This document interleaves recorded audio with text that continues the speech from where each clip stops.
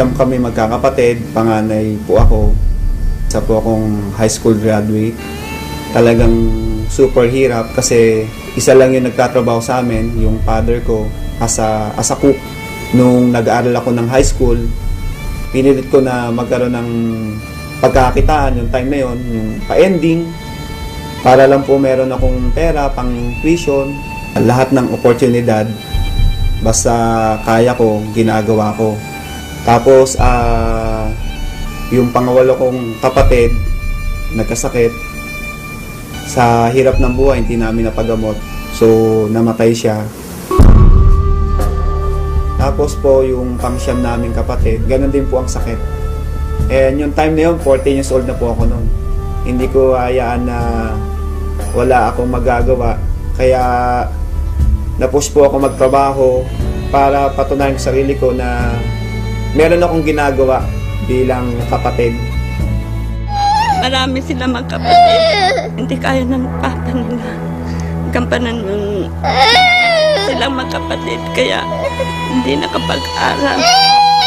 Hindi nakatapos. Dahil hindi na po sila kaya ng papa nila sa dami nila. Tapos isa pa po. Binigyan pa ng sakit yung bunso nilang kapatid.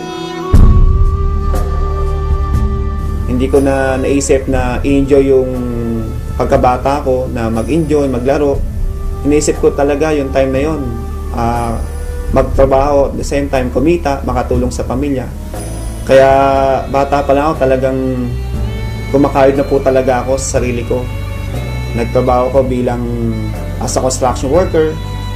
Yung tipong kahit sinabi nung aking foreman na kaya ko na ba magtrabaho, sabi ko kaya ko, kahit di ko pa kaya, hindi ko pa na-experience na magbuhat. So talagang yung sipag nandun eh. Pero yung pagyaman, hindi ko talaga pwedeng makuha doon, andit ng income. Kaya nalalangin ako na sana merong opportunity na pwede pa akong kumita na mas malaki. At the same time, pwede kong makuha yung wala po ako. Thankful po ako kasi merong oportunidad ng Royal Business Club na isang katulad ko, posible na magtagumpay sa buhay, na yung nakukuha ng mga professional na magkaroon ng magandang buhay, pwede sa Royal. Ito po ang magbibigay sa akin ng chance na pwede kong maabot yung mga pangarap ko sa buhay. Binigyan po ako ng chance na makita po ang Royal para po makuha ko po yung mga pangarap ko na magkaroon ng magandang buhay. Hindi naman ganun kadali ang lahat. Yung mga kakilala ko ayaw maniwala sa akin. Yung mga hindi ko kakilala, sila yung ina-approach ko sa Royal.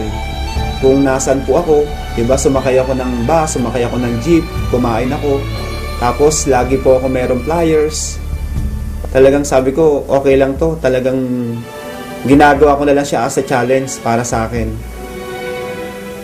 Hanggang dumating sa time na merong taong naniwala sa akin. Ang maganda po doon, nakita nila yung pakisama ko. At ayun po yung naging dahilan para po gawin nila ang Royal. Nandun po talaga yung sinseridad ko na tulungan sila para po magawa nila yung tama yung negosyo ng Royal. Kaya yung nagsisimula po ako, yung unang mga naniwala sa akin, yun po talaga yung unang tinulungan ko at hindi ko pinabayaan na hindi sila maging successful para po makuha nila yung mga pangarap nila sa Royal.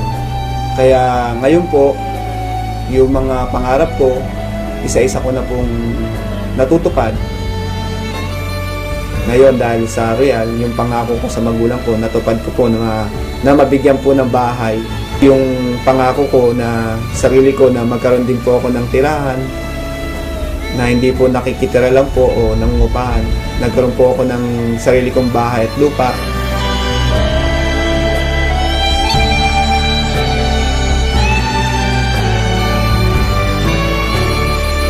Dati, ang higaan ko, papag, kawayan. Pero ngayon, nakakutsyon na ako. Isang room. So, sa second floor, meron po tayong 3 room. Lahat ng nakita nyo po ngayon, lahat po yan katas po ng Royal. Tapos po, nagkaroon po ako ng pangalawang sasakyan, brand new. Ito ko, yung kulay white Montero. Pangalawang sasakyan ko na nabili sa Royal. Tapos po, after 5 years, hindi ko po ito pinangarap. Pero sabi nga sa Royal hindi po bawal managinip. So masasabi ko, itong pangarap na nakuha ko, ito po yung panaginip na pangarap. Pero dahil sa Royal, yung panaginip na pangarap ko nagkatotoo. Nakabili po ako ng sports car 911 Turbo Porsche. Kaya sa Royal, hindi mo ina-expect ipagkakalob sa'yo kahit di mo pangarap matutupad. Hindi po ako mapaniwala na isang katulad ko nagdadrive po ako ng sports car.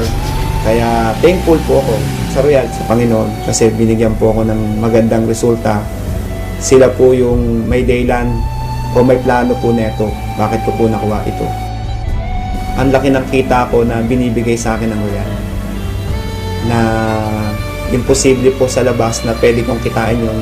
Kaya yung mga pangarap ko sa loob ng 5 years may get, talagang lahat po natupad ko na po. So maganda doon, kumikita ka na sa mga products. The end of the year, bibigyan ka pa ng Royal ng profit sharing. So nakakatuwa, binigyan pa ako ng 142,998. Tapos ito po yung mga ticket ko sa Europe. Tapos yung sa taas po is South America. Ayan po yung travel namin sa Brazil. Ngayon lang po nangyari sa buhay ko to na makapunta na iba't ibang bansa. Hindi po para magtrabaho, para lang po magbakasyon at sightseeing, mag-enjoy. Papunta na kami Barcelona! Okay ba? First time makapunta sa Madrid. Discover Madrid. Pantay-pantay sa Royal na kahit high school graduate lang po ako, pwede kang maging top earner. Noong 2009, overall, naging top 1 po tayo. And 2010, naging top 1 uli. And 2011, naging top 1. Ako din po yung unang-unang na-recognize po ng Chairman Circle. At ako rin po yung kauna-unahan din po na nakapasok din po sa Movers and Shakers. We know today that it is Mr. Arnel Salazar who made it first in the Movers and Shakers circuit. Para sa lahat, at lalo na sa mga katulad ko rin, tuloy lang kayo sa ginagawa natin sa Royal. Pagsipagan lang natin kasi naniniwala ko na sa Royal Business Club na po tayo. Ito na po yung right vehicle. Darating po yung time, magugulat na lang po kayo, nandyan na lahat po yung pangarap natin. Sa lahat ng ginagawa natin, sa lahat ng paghihirap na ito, bandang dulo, expect nyo, meron din pong naghihintay na magandang resulta.